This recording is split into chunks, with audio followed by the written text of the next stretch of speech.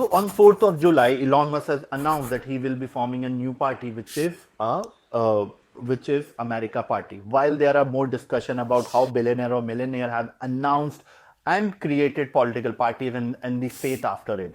While we don't go into that because that's a political thing, let's deep down into the crypto thing. First, whether it's possible to have a double currency in US. Now there are two parts of it. One, he's talking about accepting political donation in Bitcoin, or he's talking about changing the structure to accept Bitcoin as a legal tender. Now, first looking at the political donation is allowed in cryptocurrency by several US states, while there are few states which have recently banned it.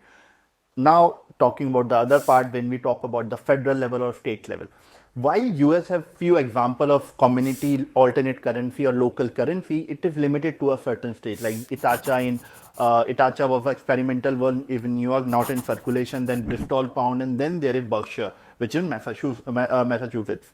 So while, but they are not a legal tender, it is accepted within the close community or the close place or the local place.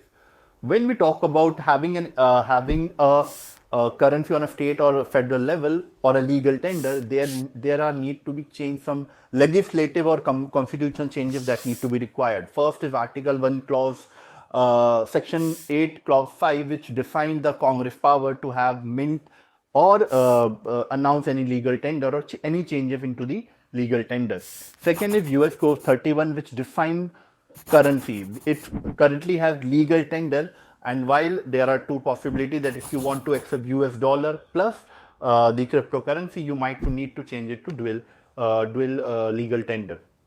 How it's gonna roll? Because we have to understand whether how possible it is. So there are possibilities that Bitcoin can be accepted as a legal tender, but there are constitutional changes that need to be done. First, constitutional is the proposal by Senate and House of Representatives, and they require 2/3 of the vote, or around 2/3 of the states should agree to that proposal. Then there is a ratification where 38 of for 50 states should ratify or accept this proposal.